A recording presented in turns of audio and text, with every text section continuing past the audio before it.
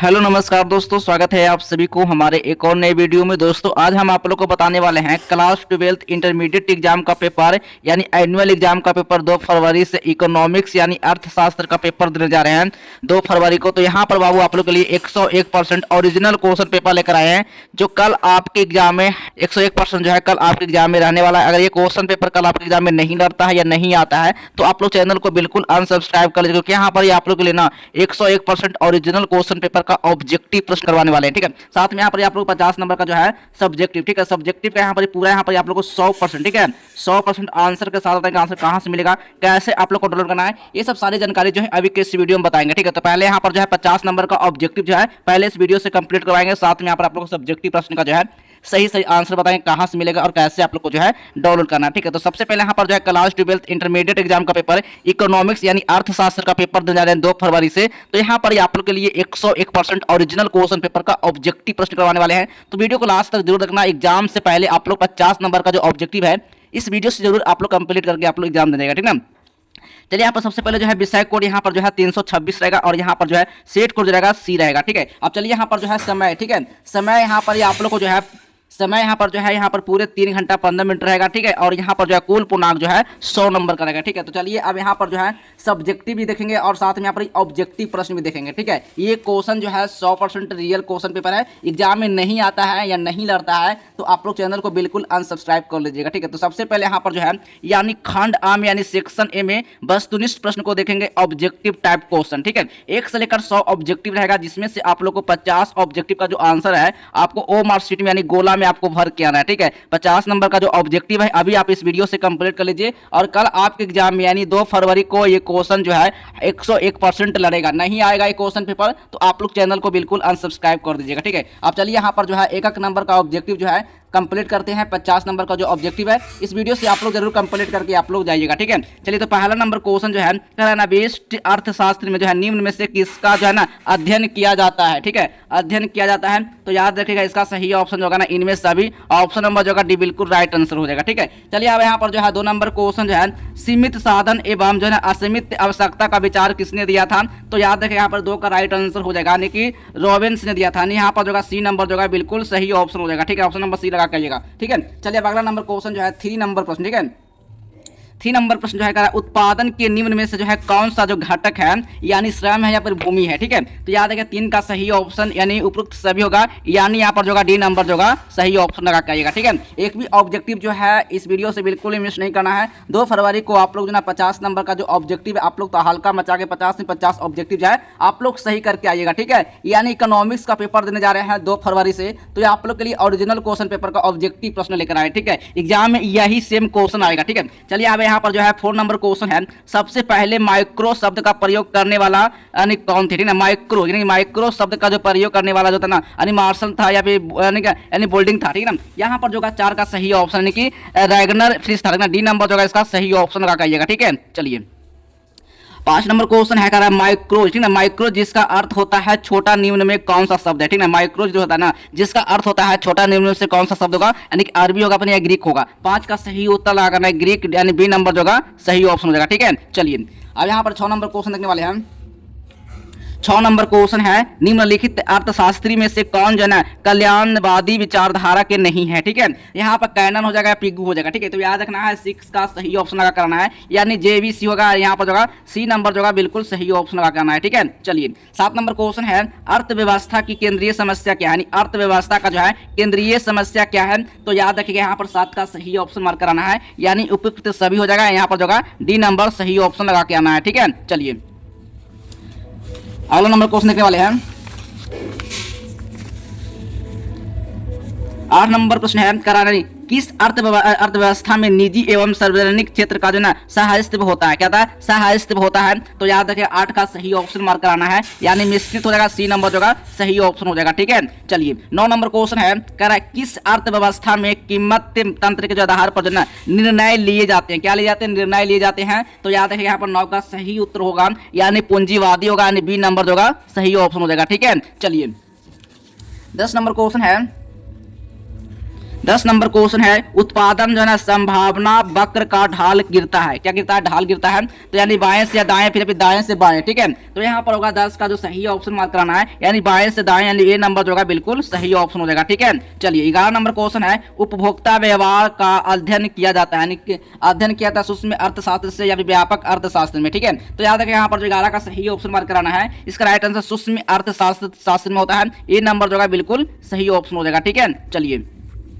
12 number question जो है 12 number question जो है यहाँ पर करा है गोसेन का प्रथम नियम जो है निम्न में से कौन है, ठीक है। तो याद रखिएगा यहाँ पर जो 12 का सही ऑप्शन मार्क कराना है, इसका राइट आंसर जो होगा यानी होगा सीमांत उपयोगिता अंश नियम के द्वारा, ठीक ना। बी नंबर जो होगा बिल्कुल सही ऑप्शन हो जाएगा, ठीक है। चलिए अब चलिए अगला नंबर क्वेश्चन देखने वाले हैं।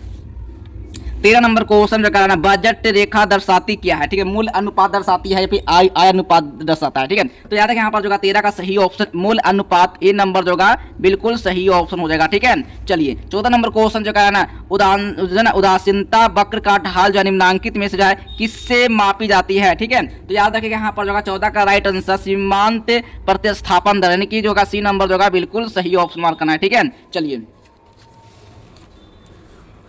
15 नंबर क्वेश्चन है, ठीक है। यहाँ पर जो ना 2 फरवरी को, ठीक है, 2 फरवरी को आप लोग को एग्जाम में यानी कि द्वितीय पाली में आप लोग को यही क्वेश्चन पेपर का ऑब्जेक्टिव प्रश्न देखने को मिलेगा, ठीक है। तो इस वीडियो को देखकर इग्नोर बिल्कुल ही मत करना है, क्योंकि यहाँ पर आप लोग को ना 101% रियल क्वेश्चन पेपर का ऑब्जेक्टिव प्रश्न लेकर आए, ठीक है। 2 फरवरी को ये क्वेश्चन 100% आएगा, ठीक है। 15 नंबर क्वेश्चन आया वस्तु की हर अगली इकाई के प्रयोग से सीमांत उपयोगिता घटती है या बढ़ती है, ठीक है। तो 15 का याद रखेगा, घटती है जो एक नंबर जो होगा बिल्कुल सही ऑप्शन हो जाएगा, ठीक है। चलिए अगला नंबर क्वेश्चन है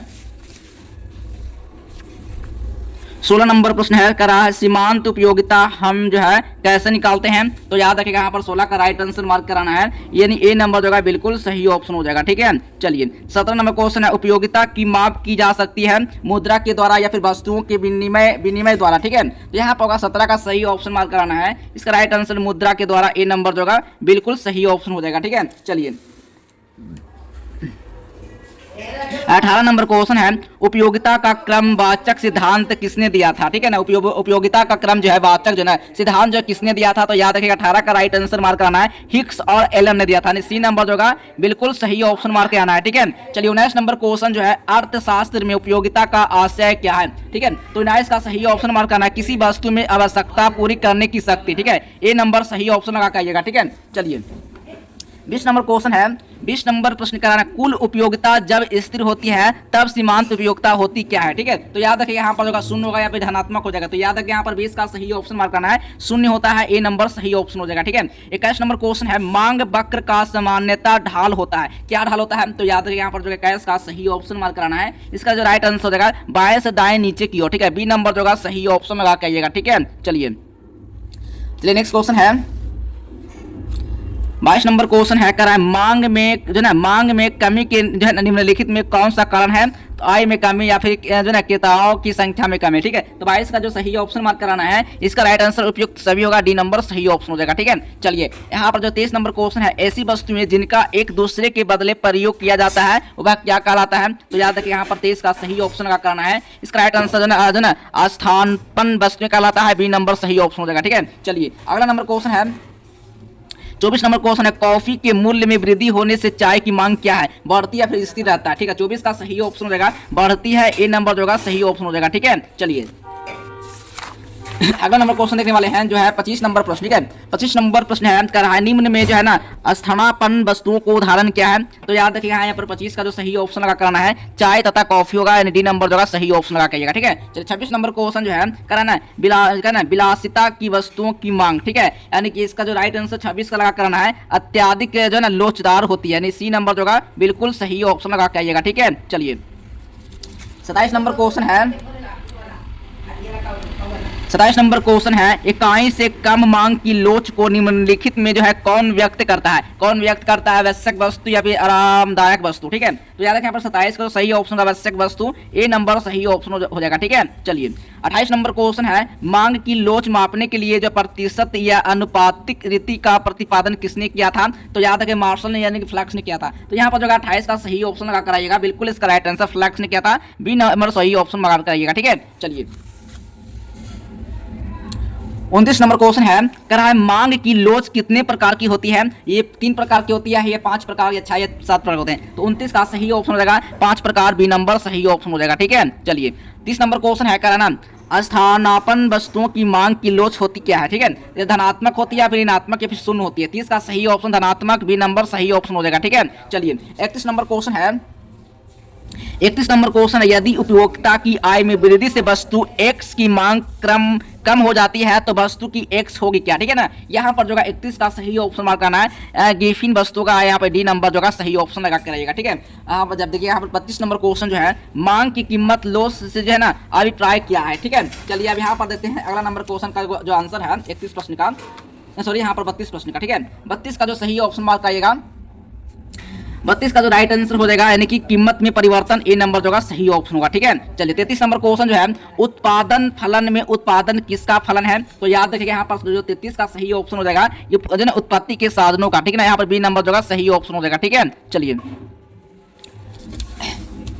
34 नंबर क्वेश्चन है, 34 नंबर क्वेश्चन है, दीर्घकालीन उत्पादन फलन का संबंध जो है निम्न में से किससे है? तो याद रखिए यहाँ पर 34 का सही ऑप्शन लगा करना है पैमाने का प्रतिफल नियम से। ठीक है, यहाँ पर जो सी नंबर जो सही ऑप्शन हो जाएगा। ठीक है, चलिए 35 नंबर क्वेश्चन जो है, परिवर्तनशील अनुपात का नियम संबंधित क्या है? ठीक है, तो याद रखिएगा यहाँ पर 35 का सही ऑप्शन हो जाएगा यानी कि अल्पकाल से होगा, नहीं यहाँ पर होगा सी नंबर सही ऑप्शन हो जाएगा। ठीक है, चलिए 36 नंबर क्वेश्चन जो है, करें यहाँ पर जब औसत उत्पाद एपी अधिकतम होता है तब सीमांत उत्पाद एमपी क्या होगा? ठीक है, तो यहाँ पर होगा 36 का सही ऑप्शन मार्क कराइएगा, बिल्कुल इसका राइट आंसर जो होगा ना औसत उत्पाद से कम होता है। क्या होता है? औसत उत्पाद से कम होता है, बी नंबर जो सही ऑप्शन हो जाएगा। ठीक है, चलिए 37 नंबर क्वेश्चन है, 37 नंबर क्वेश्चन है, एक फर्म का उत्पादन फलन क्या है? ठीक है, तो 37 का सही ऑप्शन लगा कराइएगा, बिल्कुल इसका राइट आंसर जो है ना आगतों एवं निरागतों में संबंध। ठीक है, बी नंबर जो बिल्कुल सही ऑप्शन हो जाएगा। ठीक है, चलिए अगला नंबर क्वेश्चन देखने वाले 38 नंबर जो क्वेश्चन है, जब 100 इकाई उत्पादन करने की कुल स्थिर लागत 30 रुपया है और औसत परिवर्तित लागत जो है 3 रुपया है तो कुल लागत होगी क्या? ठीक है, यहाँ पर जो 38 का सही ऑप्शन हो जाएगा 330 रुपया का, यहाँ पर जो डी नंबर सही ऑप्शन हो जाएगा। ठीक है, चलिए 39 नंबर क्वेश्चन जो है, कर औसत लागत वक्र का आकार होता है क्या? ठीक ना, वक्र का जो उत्पाद जो होता है क्या होता है? तो याद रखिए यहाँ पर 39 का सही ऑप्शन मार्क कराइएगा, यानी यू आकार जैसा होता है, ए नंबर जो बिल्कुल सही ऑप्शन हो जाएगा। ठीक है, चलिए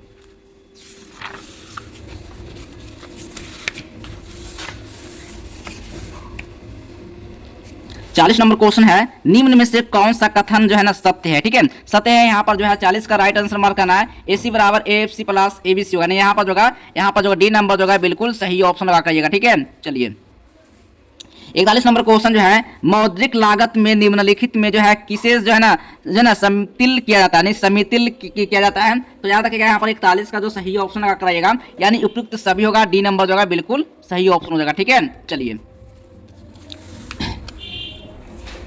42 नंबर क्वेश्चन जो है, निम्नलिखित में जो है कौन स्थिर लागत नहीं है? ठीक है, तो याद रखें यहाँ पर जो 42 का सही ऑप्शन मार्क रहेगा, यानी कच्चे माल की लागत। ठीक है, यहाँ पर जो सी नंबर जो बिल्कुल सही ऑप्शन हो जाएगा। ठीक है, चलिए 43 नंबर क्वेश्चन है, ए मार प्रदर्शित किया जाता है, नहीं ए मार जो है प्रदर्शित किया जाता है, तो याद रखिएगा यहाँ पर जो 43 का राइट आंसर हो जाएगा, नहीं यहाँ पर जो त्रिभुज TR बटा त्रिभुज Q होगा, नहीं ए नंबर जो बिल्कुल सही ऑप्शन हो जाएगा। ठीक है, चलिए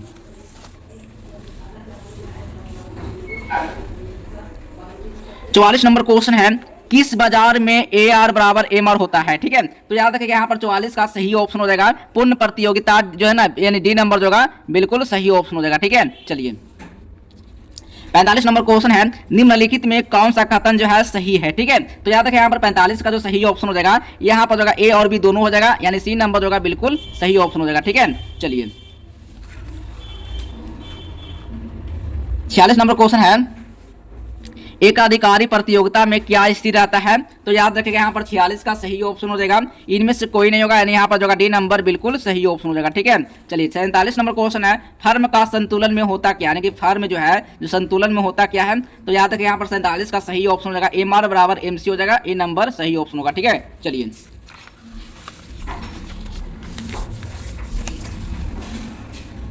48 48 नंबर क्वेश्चन है, उत्पादक में जो है ना संतुलन की निम्नलिखित में कौन सा रीतियां हैं? तो याद रखिएगा यहाँ पर 48 का राइट आंसर मार्क कराना है, ए और बी दोनों हो जाएगा, यानी सी नंबर जो है बिल्कुल सही ऑप्शन हो जाएगा। ठीक है, चलिए 49 नंबर क्वेश्चन जो है, करा एक फर्म हानि की स्थिति में उत्पादन तब करती है जब क्या हो जाता है, मूल औसत लागत से अधिक हो या फिर मूल औसत लागत के बराबर हो। ठीक है, 49 का राइट आंसर हो जाएगा बी नंबर सही ऑप्शन हो जाएगा, मूल औसत से लागत के बराबर, यानी ए बी नंबर जो है बिल्कुल सही ऑप्शन होगा। ठीक है, चलिए 50 नंबर क्वेश्चन जो है,